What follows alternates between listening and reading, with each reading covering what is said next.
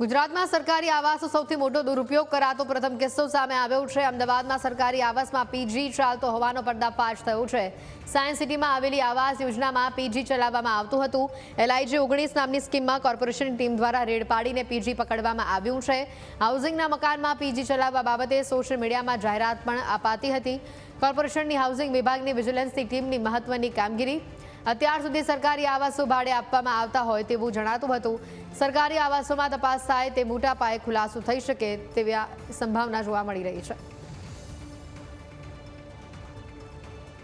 વધુ માહિતી મેળવીશું। સંવાદદાતા આશુતોષ અમારી સાથે સીધા અહીંયા જોડાયા છે। આશુતોષ, આવાસની અંદર પીજી ચલાવવામાં આવે છે અને અહીંયા જે રીતનો આ મોટો પર્દાફાશ થયો છે, અમદાવાદ શહેરમાં ઘણી બધી આવી આવાસ યોજનાઓ છે। સવાલ હવે ઊભો થાય છે, શું દરેક આવાસમાં તપાસ કરવી પડશે? અને જો તપાસ કરવી પડી તો આવા જ પીજી પકડાશે?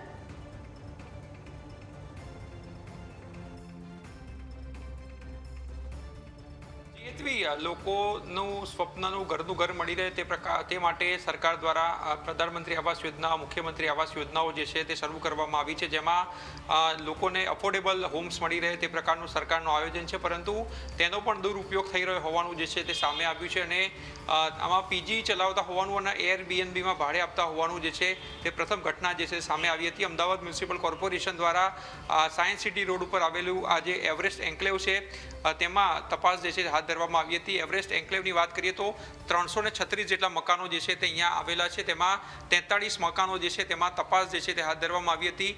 વિજિલન્સની ટીમ દ્વારા તપાસ કરતા માલુમ પડ્યું કે જે બ્લોક નંબર 2 આવેલો છે તેમાં 305 નંબરનું મકાન છે, તેમાં એરબીએનબીમાં ભાડે જે છે આપવામાં આવતું હતું, એટલે હોટલ તરીકે તેનો ઉપયોગ જે છે તે કરવામાં આવતો હતો। એટલે એરબીએનબીમાં લોકો ઓનલાઈન જે છે તે બુકિંગ લેવામાં આવતું હતું અને લોકો અહીંયા સ્ટે કરી શકે તે માટે દિવસના 1000 રૂપિયાથી લઈને 3000 રૂપિયા સુધીનું જે છે તે ઉઘરાવવામાં આવતું હતું। અને તેમાં જે એક વ્યક્તિ પણ જે અહીંયા કપલ આવ્યું હતું, રોકાયા હતા, તેમને પણ જે છે તે રાતોરાત અમદાવાદ મ્યુનિસિપલ કોર્પોરેશને ખાલી કરાવી દીધા છે અને જે મકાન માલિક હતા તેમને નોટિસ આપી છે અને આ ઘર જે છે તે સીલ કરી દેવામાં આવ્યું છે। તમે જોઈ શકો છો કે આ મકાન જે છે તે સીલ કરવામાં આવ્યું છે અને અમદાવાદ મ્યુનિસિપલ કોર્પોરેશન દ્વારા નોટિસ જે છે તે પણ પાઠવવામાં આવી છે કે હવેથી આ મકાન જે છે તેનો ઉપયોગ નહીં થઈ શકે અને જો તમારો સામાન તમારે લેવાનો હોય તો તમે કોર્પોરેશનમાં અરજી કરી અને પોતાનો સામાન જે છે તે લઈ શકો છો। અને તેમાં સ્પષ્ટ કહેવામાં આવ્યું છે કે અમદાવાદ મ્યુનિસિપલ કોર્પોરેશન દ્વારા આ જે વપરાશ ઘરનો છે તેમાં શરતોનો ભંગ જે છે તે કરવામાં આવ્યો છે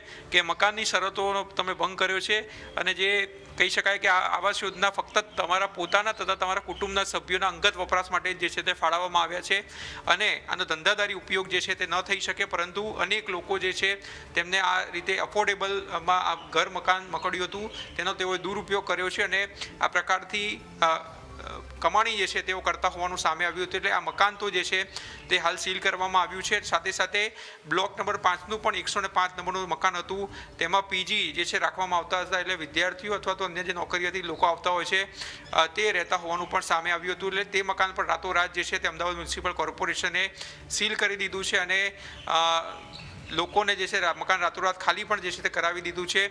35 એવા મકાનો પણ છે આમાં જેમાં કોઈ પણ વ્યક્તિ જે છે તે રહેતા નથી, એટલે મકાન તો લઈ લીધું છે પરંતુ ન રહેતા હોવાનું પણ જે તે સામે આવ્યું છે અને ફક્ત 7 એવા લોકો છે જેમના નામનું મકાન છે અને તેઓ રહી રહ્યા છે। એટલે જે મકાનો ખાલી જોવા મળ્યા છે તેમની સામે પણ આગામી સમયમાં જે છે અમદાવાદ મ્યુનિસિપલ કોર્પોરેશન જે છે તે કાર્યવાહી કરશે, કારણ કે આ અફોર્ડેબલ હોમ છે। જ્યારે કોઈ વ્યક્તિને પોતાનું ઘરનું ઘર નથી હોતું ત્યારે તેમને રહેવા માટે જે છે આ ઘરની ફાળવણી કરવામાં આવતી હોય છે, પરંતુ તમે મકાન લઈને તેનો ઉપયોગ નથી કરતા, એટલે ઇટ મીન્સ કે તમારી પાસે એકથી પણ વધારે મકાનો છે જેના કારણે તમે આનો ઉપયોગ નથી કરતા, ફક્ત પ્રોપર્ટી વિકસાવવાના કારણે તમે આમાં ફોર્મ ભર્યું હતું અને તમારું સંજોગોમાં જે છે તે ઘર લાગ્યું હતું, પરંતુ આવા મકાનોની સામે પણ અમદાવાદ મ્યુનિસિપલ કોર્પોરેશન જે છે તે આગામી સમયમાં કાર્યવાહી કરી શકે છે। જી બિલકુલ આશુતોષ, અહીંયા મોટી વાત એ છે કે આ આવાસ યોજના કે જ્યાંથી આ પીજી પકડાયું છે ત્યાં અન્ય કેટલા ફ્લેટ્સ છે, ત્યાં શું પ્રકારની સ્થિતિ છે અને સાથે હવે જ્યારે આ પીજી પકડાયું છે તો કોર્પોરેશનની ટીમ અલગ અલગ વિસ્તારમાં જઈને આવાસોમાં તપાસ કરશે કે કેમ?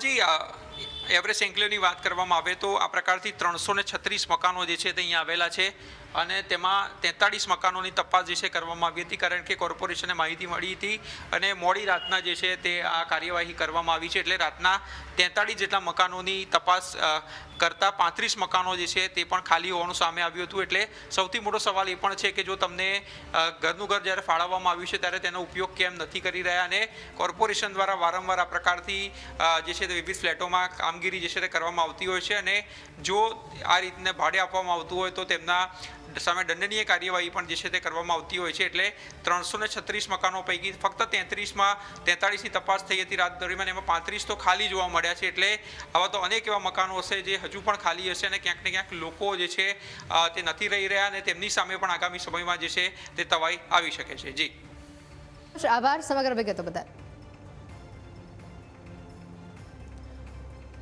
તો જે પ્રકારે અહીંયા આવાસની અંદર તપાસ કરવામાં આવી અને જે મકાનોની અંદર તપાસ કરવામાં આવી તેમાં સૌથી મોટું આ ઘટસ્ફોટ કે પીજી નીકળ્યું છે એરબીએનબીમાં, તેની નોંધણી કરવામાં આવી હતી. હવે કોર્પોરેશનની ટીમ આગળના દિવસોમાં અન્ય આવાસોમાં પણ તપાસ કરે તેવી શક્યતા.